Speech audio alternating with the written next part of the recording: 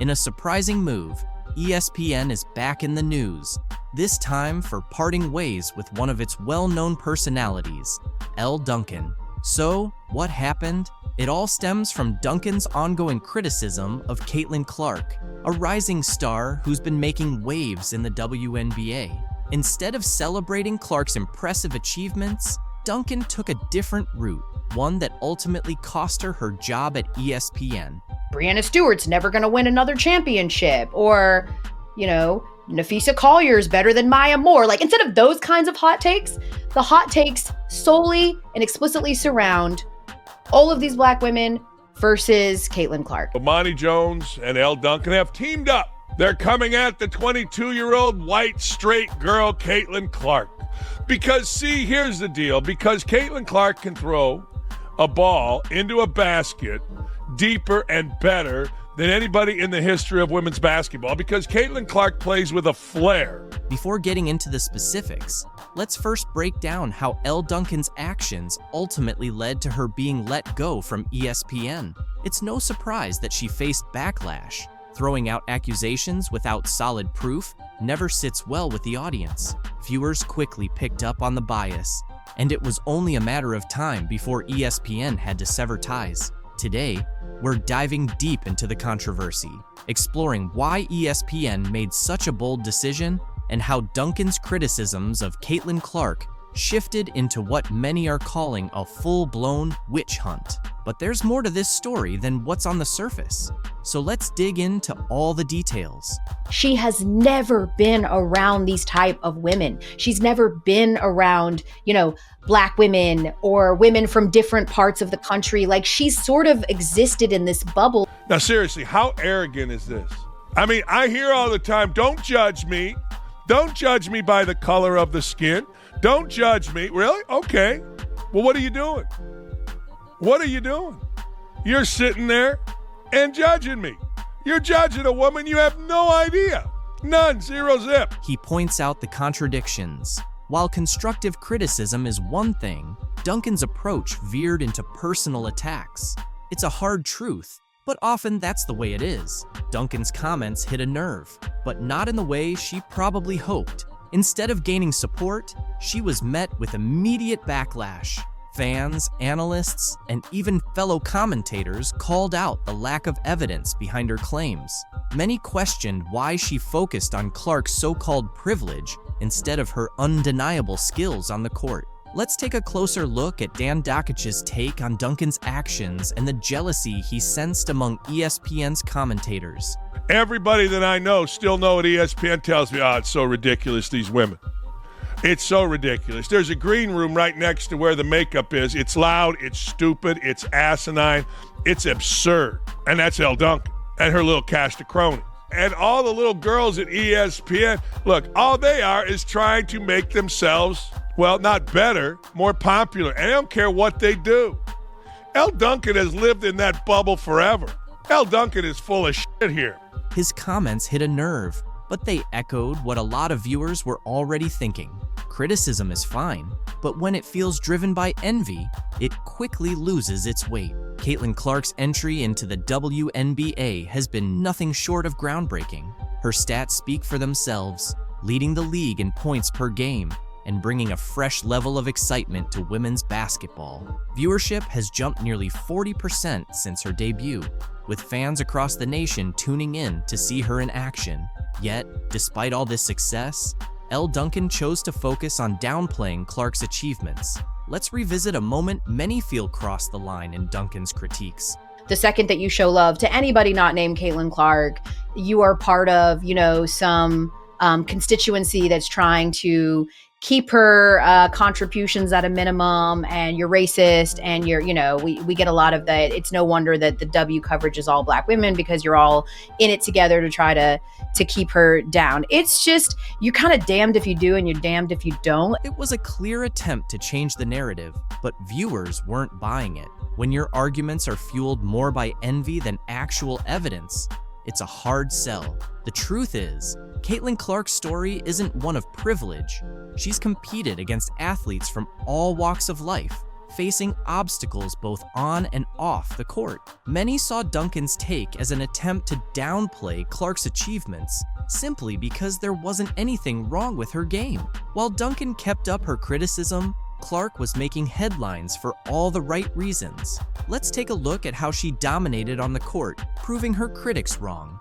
Caitlin Clark has literally carried the sport on her back. She talks that yang. Resonates with Caitlin Clark. It isn't her being white. It isn't her being straight. Her game resonates with people in basketball and across the country because she's got that edge. I heard her drop 3 F-bombs in one game sitting right there courtside. Her teammates had to hold her back. She's yelling at the coach. That's what Magic, Bird, Isaiah, Jordan, you name it, that's what they do. Clark resonates. Nobody turning the set on and saying, I gotta watch who? It's no wonder fans are drawn to Clark. She brings a new energy to the game that's been missing for quite some time. Analyst Dan Dockich didn't mince words when addressing the situation, calling out the obvious double standards. He suggested that Elle Duncan's criticisms were I just hope y'all know the WNBA don't pay my bills at all. I don't even think that pays one of my bills. So I don't know if she's complaining or just stating. Angel Reese faced heavy criticism from experts after her recent complaints about her WNBA salary not being enough to cover her rent.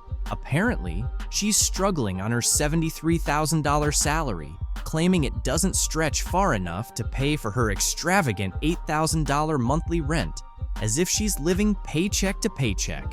I am sympathetic to that, but yeah, sports needs villains. I don't have a problem with it. She makes the WNBA more interesting. Reese, regarded as the league's most pampered player, appears to believe she deserves a salary increase, especially since it's been a while since she found herself in another scandal. And now, it looks like we're back to the same situation again. Number one complaint this offseason in the WNBA would be the incessant whining about their minimum wage salaries. I mean, who could have possibly... What exactly are you asking for more money for, Angel?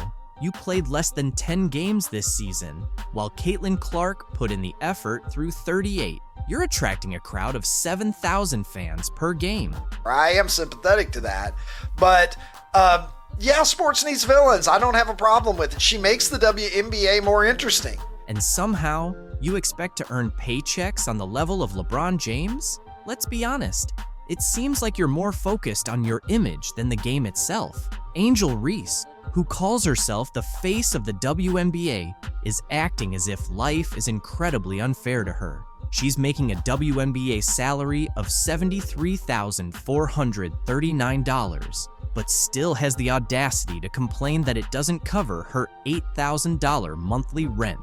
Now these complaints are coming from the star. That's right. She's living in a place that costs $96,000 a year and then wonders why her finances don't make sense. I mean, how out of touch can you be?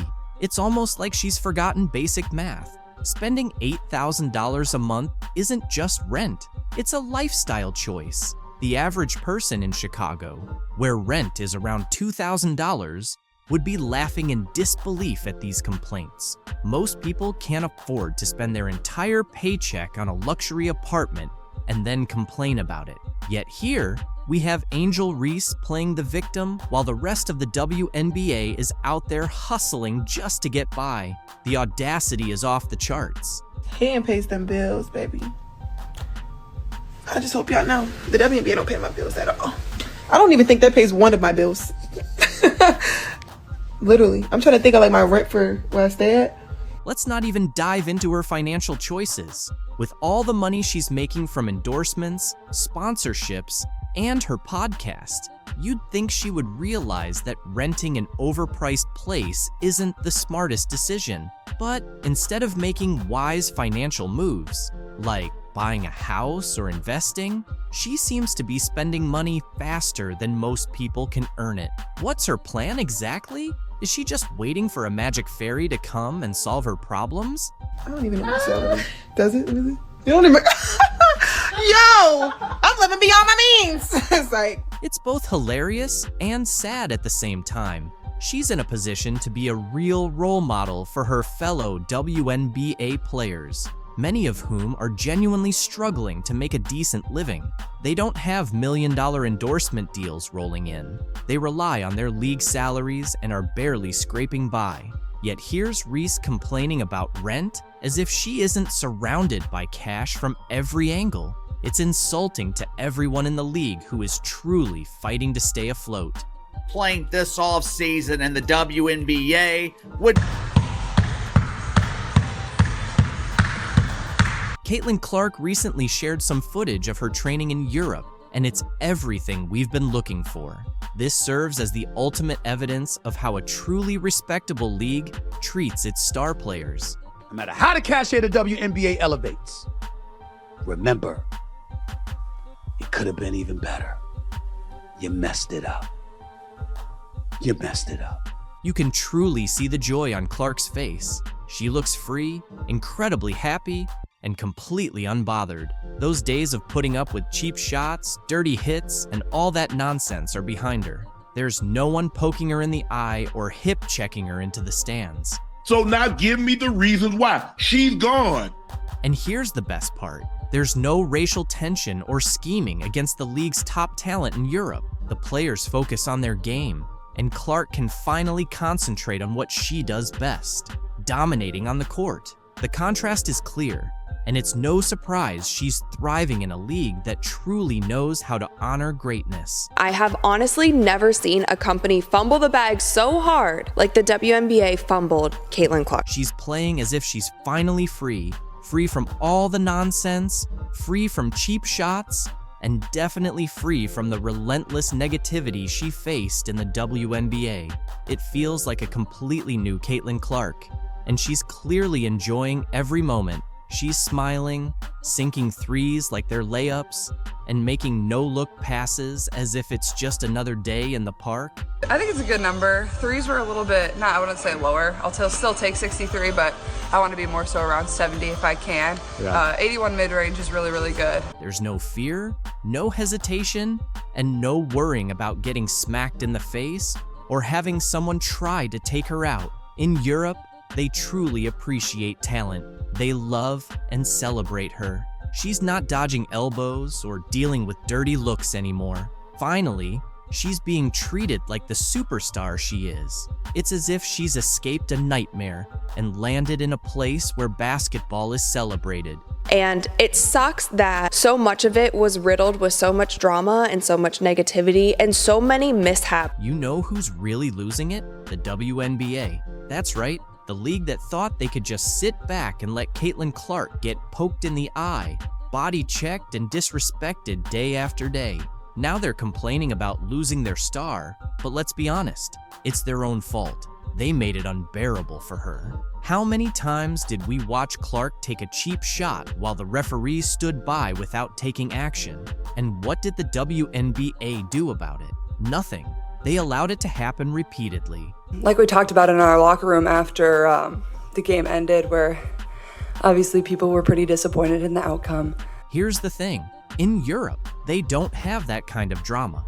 No Chennedy Carter blindsiding her, no Dejonai Carrington going for her eye. No one is trying to take her down just because she's different. She's not facing players who resent her simply because she's a straight white girl excelling in their league. Over there, it's all about basketball. It's pure, it's clean, and the portrayal of black women in the league is an ongoing conversation.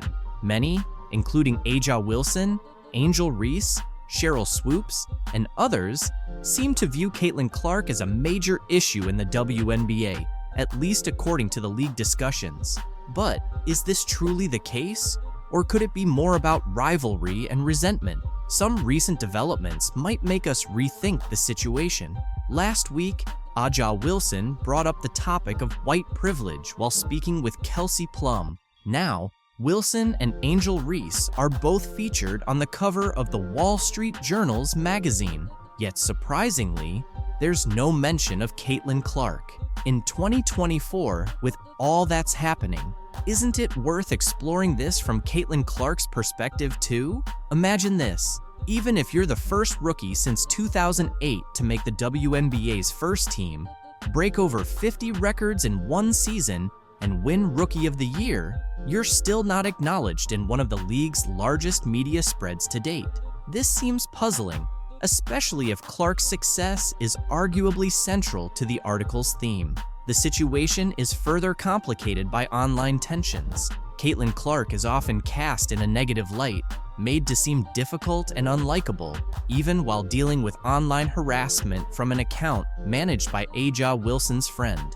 And yet, both Wilson and Reese continue to fuel controversy, even accusing each other of unfair treatment and, at times, directing this frustration toward Caitlin Clark. This leaves us wondering, is this really the behavior we expect from an MVP or Rookie of the Year? This situation honestly feels like a case of bullying.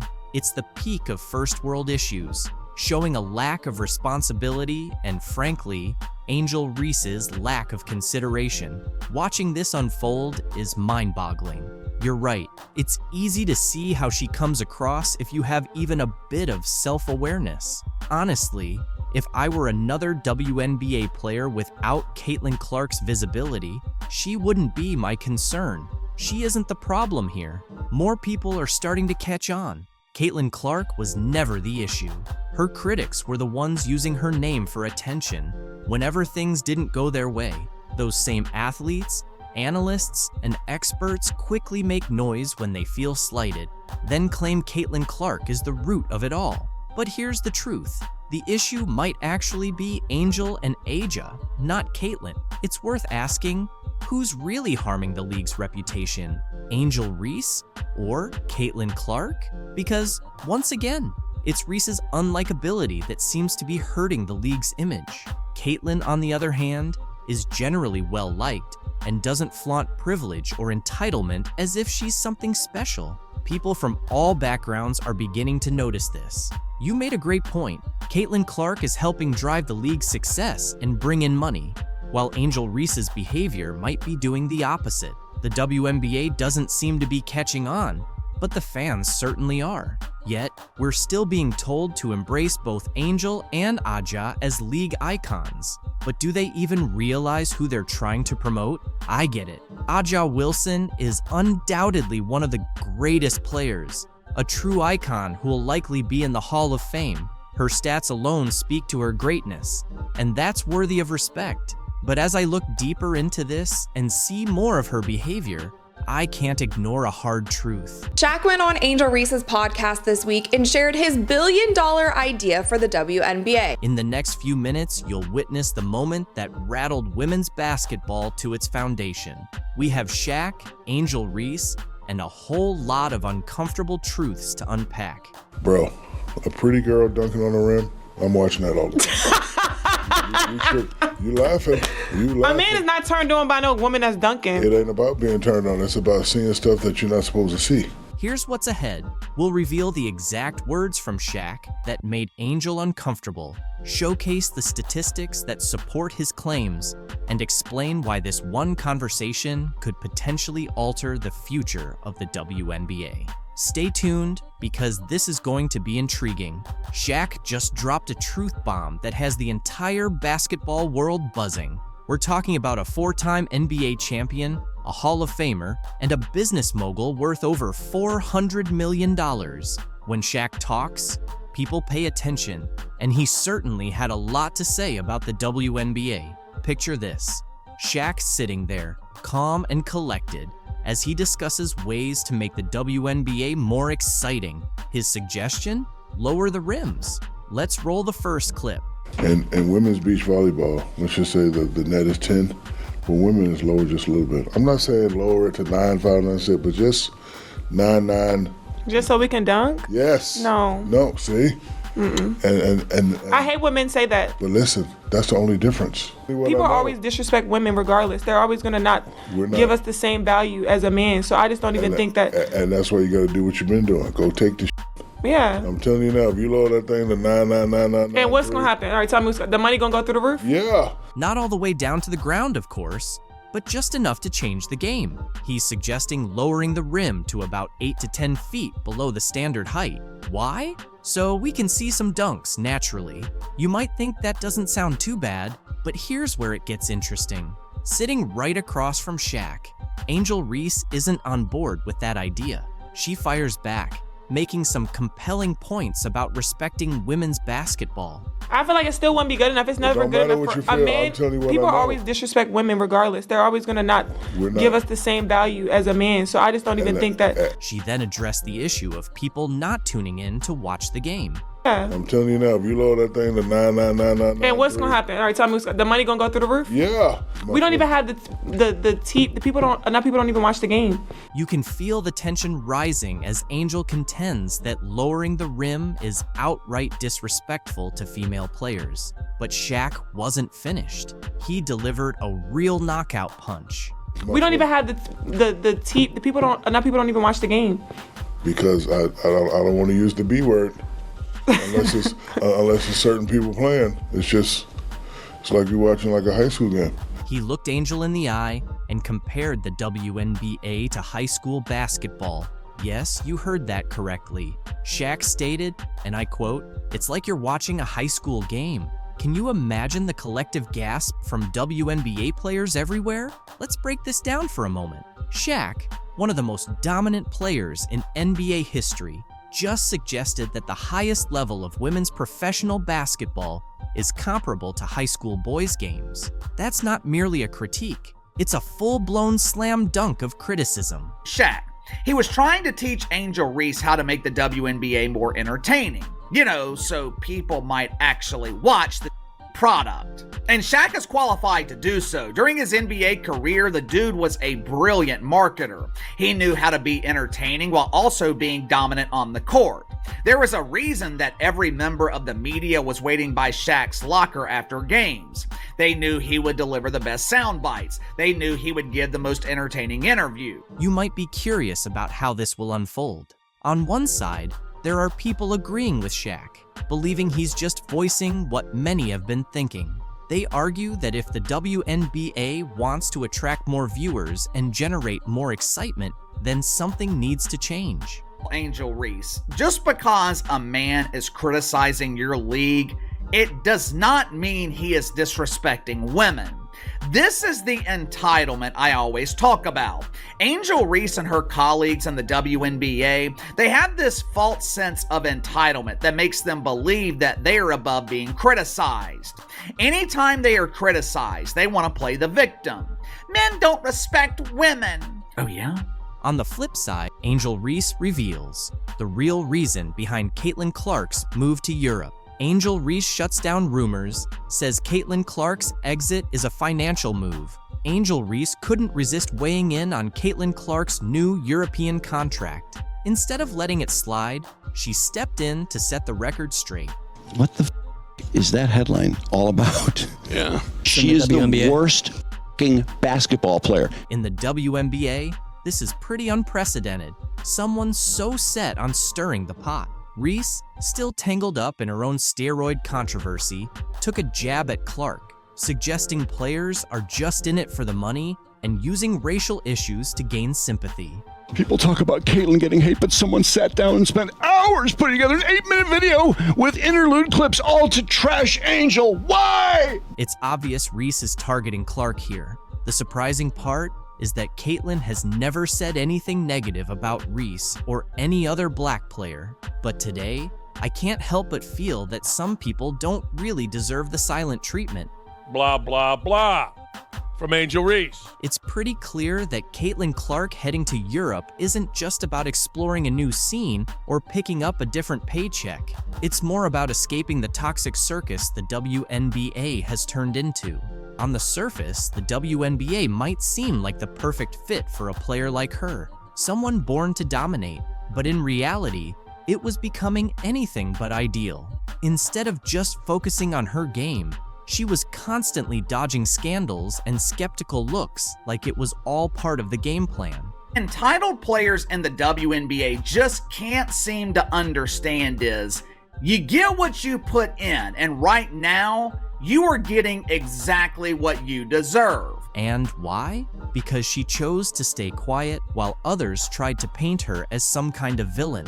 Some of her own fellow athletes, along with a few media voices, went as far as to label her a racist. Honestly, where do they come up with this stuff? But Clark, always level-headed, didn't take the bait. She didn't waste her time responding to these absurd accusations. She just stayed focused on what really matters, basketball. Yet the drama surrounding her only kept growing, like a bad reality show storyline. So I think it's really just the fans, her fans, the Iowa fans, now the Indiana fans. Then Alyssa Thomas, clearly not interested in keeping the peace, decided to stir things up even more. She publicly blamed Clark for racist comments made by her fans. Yes, you read that correctly. Thomas somehow figured that Clark should be responsible for the words of random people in the stands. I think in my 11-year career, I've never experienced the racial comments from the Indiana Fever fan base. Ridiculous, right? This wasn't even about anything Clark did or said. Nope, Thomas seemed more interested in redirecting attention away from her own struggles. She bundled up her frustrations, jealousy, and whatever else was going on inside, wrapped it in an accusation, and tossed it right at Clark. And then she had a press conference where she cried and everybody's so mean to me. Well, she's continued the stupidity. I mean, she cheered on her teammate as she shoved Caitlin Clark, knocked Caitlin Clark in the head, and a bunch of other stupid stuff.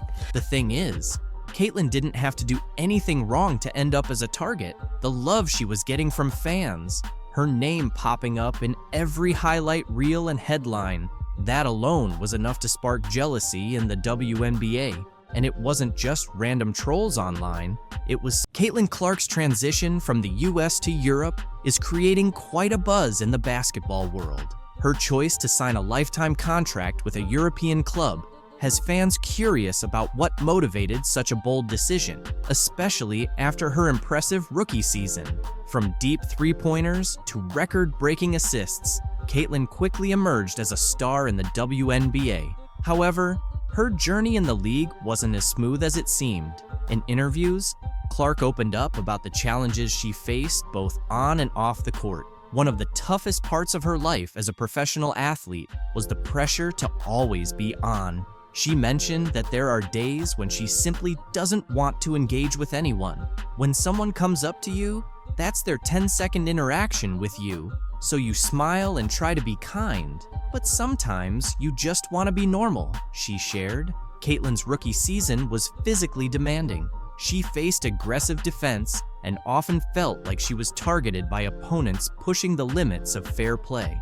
Hard fouls and elbows became all too common, yet she kept her composure, accumulating assists and points while setting records despite the relentless pressure. Additionally, as a young white player in a predominantly black league, Clark encountered subtle but uncomfortable moments from both fans and fellow players. These factors weighed heavily on her and played a role in her decision to seek new opportunities overseas. In Europe, she saw not only a fresh start, but also a chance for personal and professional growth. Playing in a different league would provide new challenges without the constant scrutiny she experienced in the US media. While some critics argue that Clark's move might be premature, others view it as a calculated decision to prioritize her passion for the game without the distractions she faced at home. As Caitlin embarks on this new chapter, she leaves behind a complex legacy in the WNBA. A surprising figure has come forward to support Caitlin Clark. While she's been celebrated by many NBA greats, the response from the WNBA community has been mixed, often marked by envy instead of respect. It's an unusual dynamic that brings attention to the difference in how men's and women's basketball players view Clark's impressive rise. On the men's side, one of the first to openly back her was none other than Stephen Curry. You can't help but watch when she plays, where she's shooting from, the range, the confidence, the flair, like she's a performer. Curry, whose long-range shooting has transformed the NBA, sees a lot of his own style in Clark's game. In an interview, he shared that while her shooting range and style are clearly similar to his, focusing only on those aspects takes away from appreciating the rest of her game. I saw somebody break down the release time, which is pretty much identical to mine. Curry was quick to note that although Clark's shooting grabs the spotlight, her full skill set is what truly stands out. Her court vision, passing, and ability to consistently fill up the stat sheet show she's a well-rounded player. It's crazy though, just because her shot it's like that, it's at that level. But if you really watch, like her floor game is as impressive, so it's kind of the total package. He described her shooting ability as her superpower, but emphasized that it's her entire skill set that truly sets her apart. LeBron James, another NBA icon, shared a similar sentiment, voicing his admiration for everything Clark has achieved on the court. Caitlin Clark is the reason why a lot of great things is going to happen for the WNBA. But for her individually, I don't think she should get involved on nothing that's being said. Just go, have fun, enjoy. After watching Clark dominate the scoreboard in an NCAA tournament game, LeBron James couldn't help but see similarities between her and himself. Just as he did early in his career, Clark has often shouldered the responsibility of leading her team to victory, single-handedly shifting game momentum. In his words, Caitlin Clark is the kind of player who can take over a game, lifting her teammates while still excelling on her own. A high compliment from someone who knows all about carrying a team. But there's more to Clark than her skills on the court. Being from Indiana, specifically the Indianapolis area, her rise naturally draws comparisons to one of basketball's all-time legends, Larry Bird. In the 1980s, Bird was more than just a player. He was an icon, known for his relentless work ethic, gritty style, and fierce competitiveness. So it's no surprise that as Clark kept breaking records, comparisons to Bird's Indiana-rooted style of basketball brilliance began to emerge. And it wasn't just the hometown connection drawing attention. Magic Johnson, Bird's longtime rival, also spoke about Clark's impact, comparing her budding rivalry with Angel Reese to his own storied battles with Bird in the 1980s. Johnson pointed out that while rivalries can get intense, they also raise the level of the game and draw more fans to the sport. We have to understand that both Caitlin, Angel, and Brink, who plays for my Sparks, they made the WNBA better. They're going to be tested by these incredible women who've been in the league for a long time. Caitlin is the most popular WNBA player, but she's not the best at this time. Just like Larry and I were not the best when we entered the league. We became the best later on by our play. Caitlin still has to play great to become the best WNBA player. In Johnson's words, Caitlin and Angel have brought back that classic spirit of basketball, where everyone's eagerly watching to see what'll happen next. It's like Larry and me all over again, he said.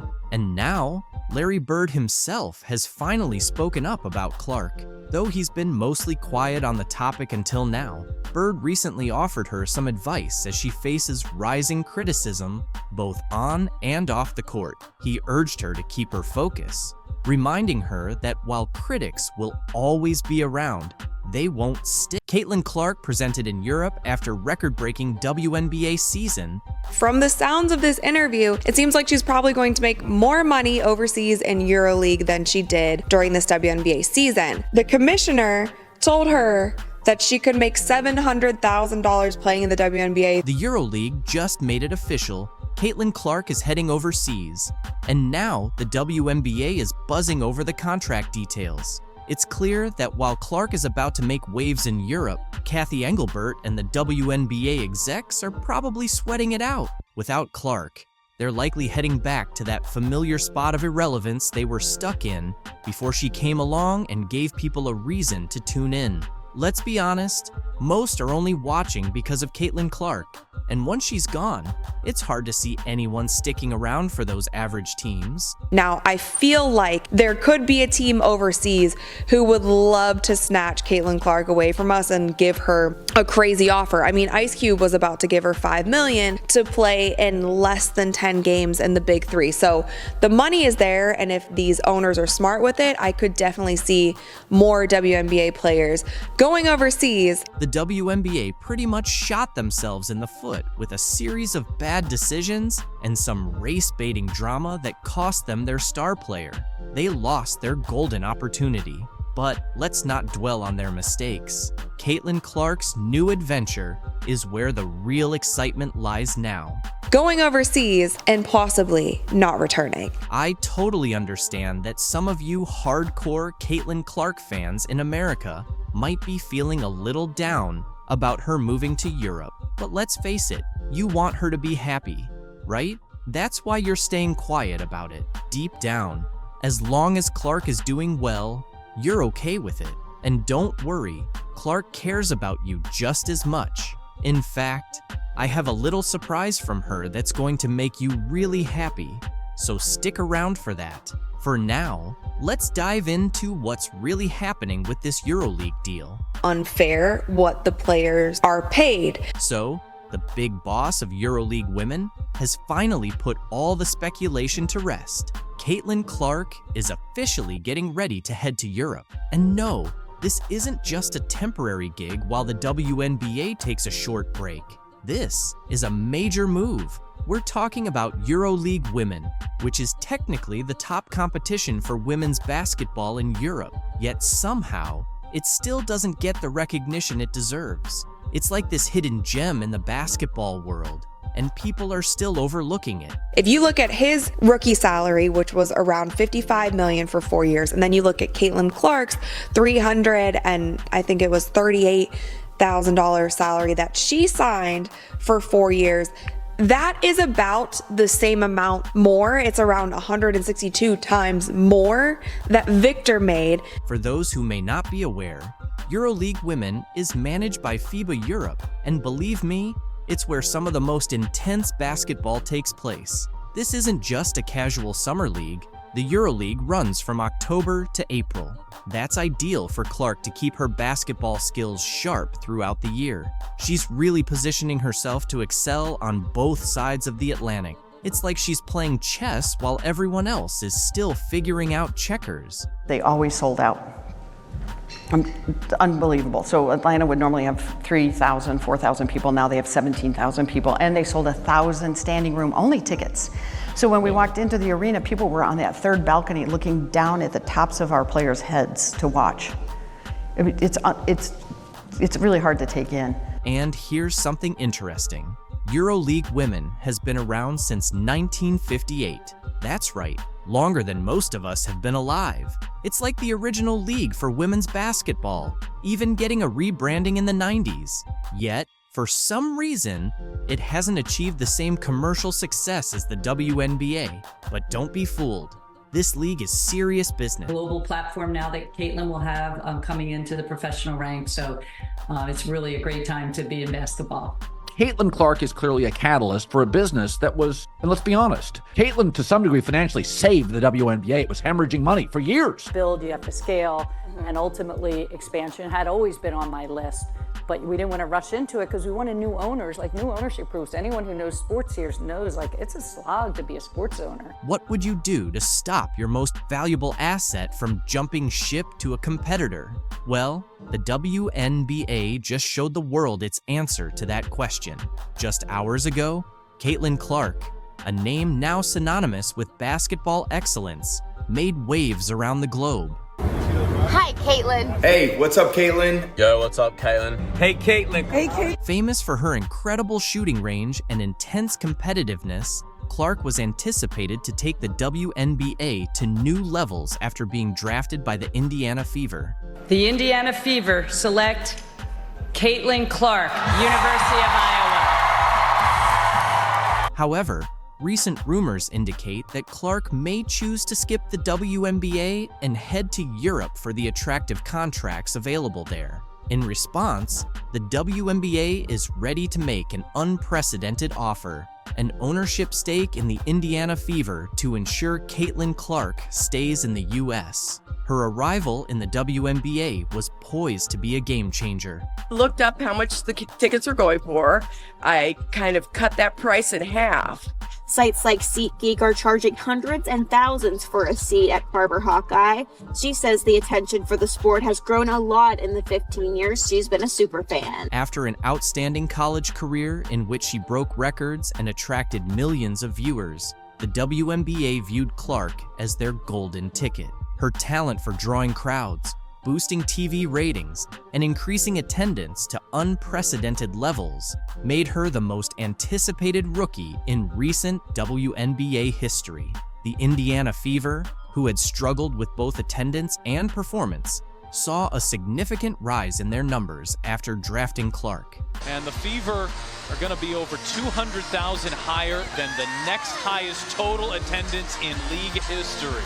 Many believe she has the potential to transform the franchise single-handedly. Her knack for attracting fans wasn't just a guess. During her college years, Clark's games ranked among the most viewed in women's basketball history. In her rookie season, attendance for the Indiana Fever nearly quadrupled. Her games turned into must-watch events, contributing to one of the WNBA's best seasons ever in terms of TV ratings. For the WNBA, Caitlin Clark wasn't merely a player, she represented a bright future for the league. Caitlin Clark is clearly a catalyst for a business that was, and let's be honest, Caitlin to some degree financially saved the WNBA. It was hemorrhaging money for years. While her WNBA debut was thrilling, Caitlin Clark was also being pursued by European teams with enticing offers. Europe, known for drawing top WNBA talent with its higher salaries and competitive environment, presented a significant temptation.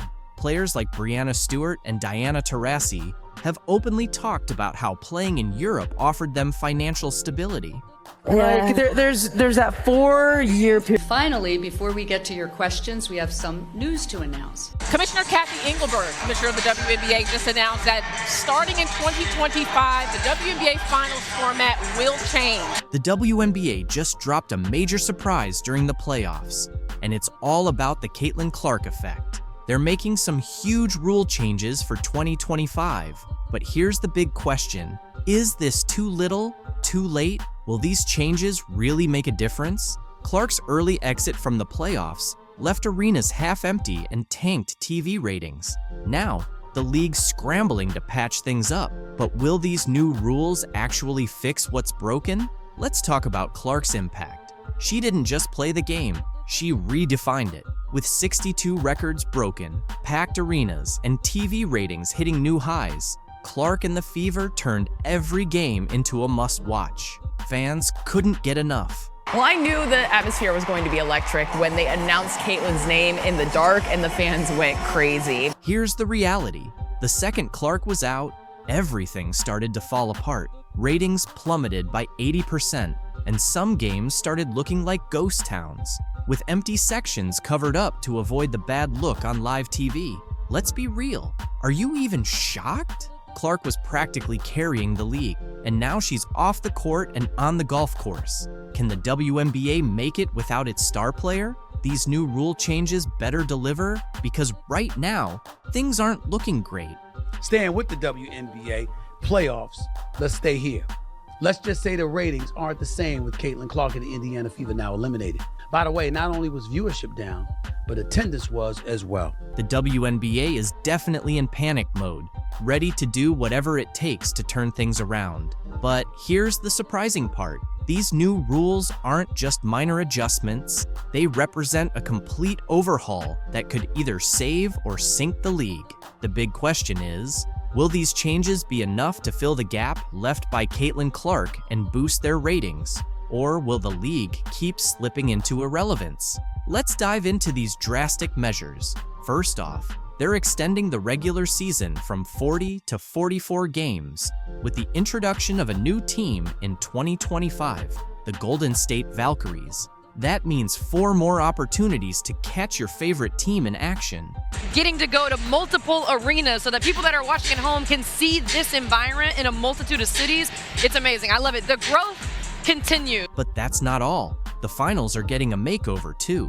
Starting in 2025, the WNBA finals will shift from a best-of-5 format to a best-of-7 series. This change aims to create a more intense and exciting championship showdown. Starting in 2025, the WNBA Finals format will change to a best-of-7 series. Yes. And the format will be 2-2-1-1-1. It's clear that the league believes more games will lead to more fans and increased revenue.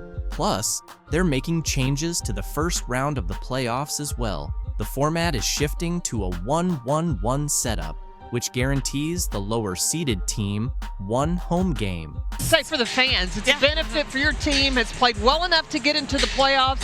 So now that your fans will be able to see your team play at home during those playoffs. Yeah. Remember the Fever Sun series? The Indiana Fever couldn't return to play in front of their fans at Gainbridge because of all the drama in Games 1 and 2.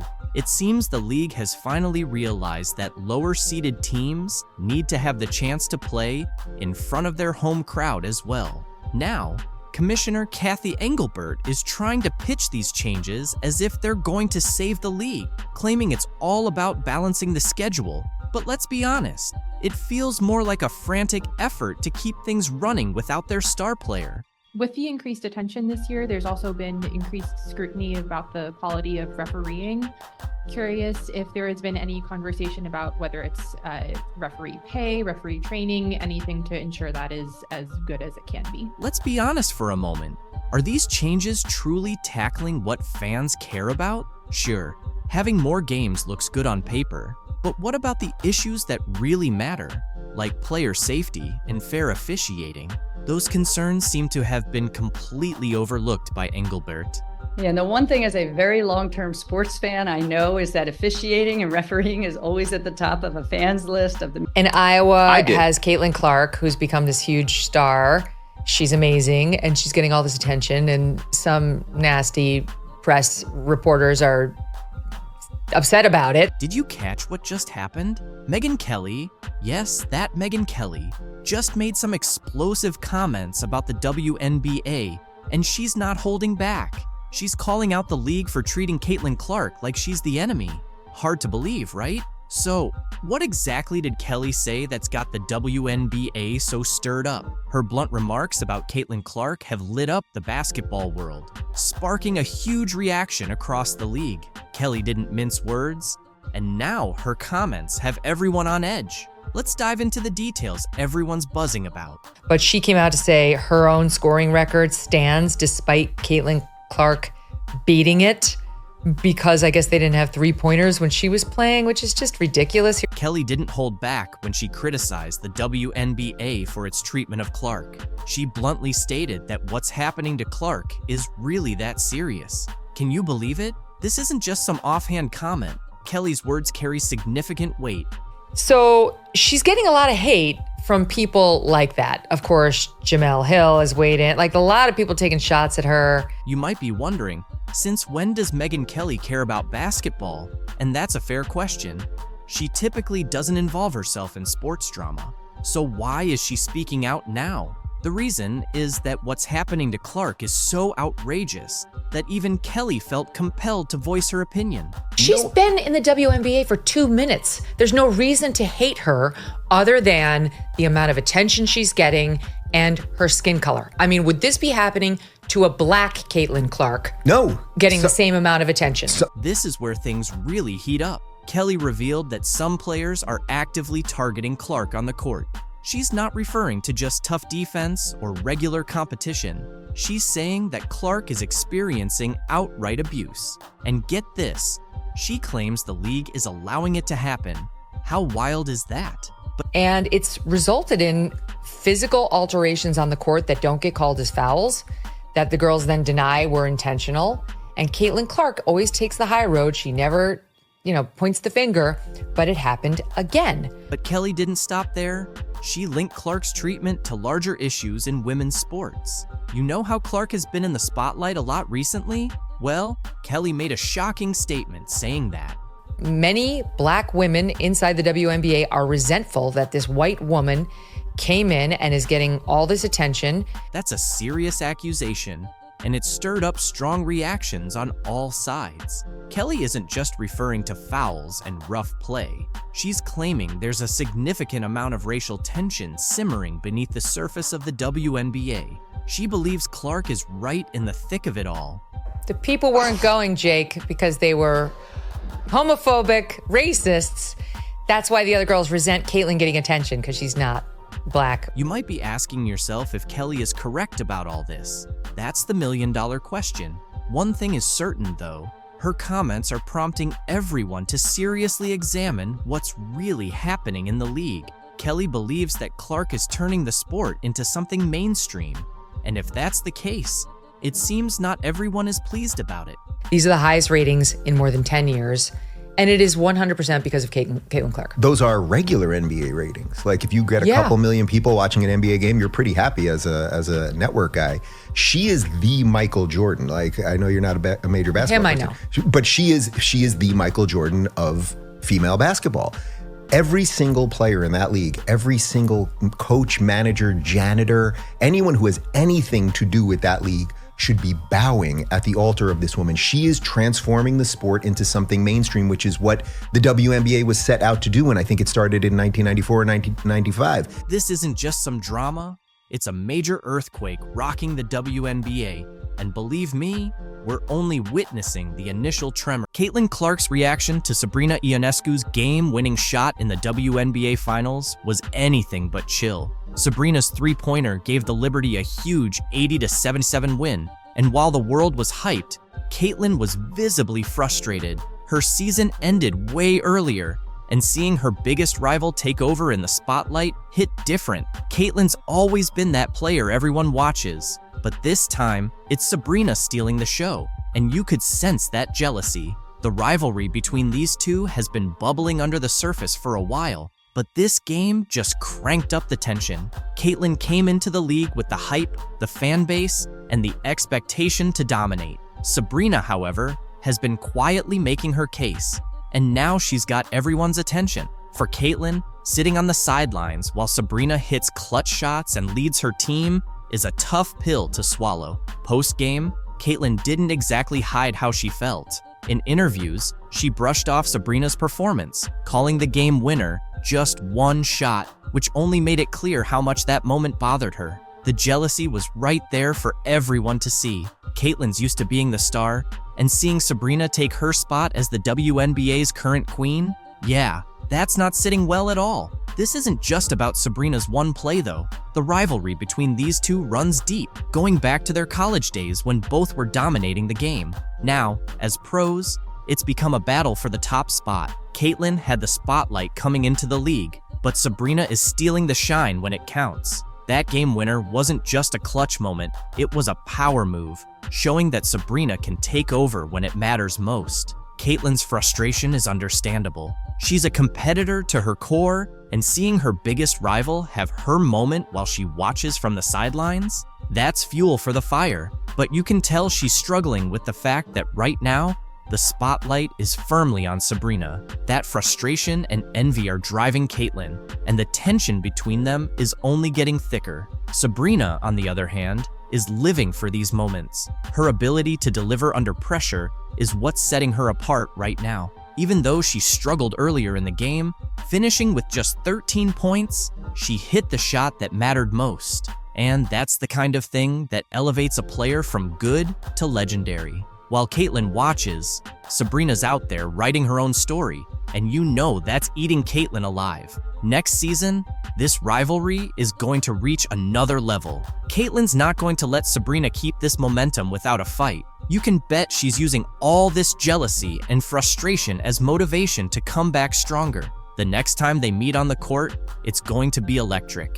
The tension is there, the stakes are higher, and Caitlyn's got something to prove. But right now, this is Sabrina's moment. She's earned the spotlight with that game winner. And for now, she's the one everyone's talking about. Caitlyn, on the other hand, is left stewing in the envy, knowing she'll have to wait for her chance to take back the crown. This rivalry is only getting started, and the next chapter is going to be must-watch basketball. The battle for the WNBA's top player, it's just heating up.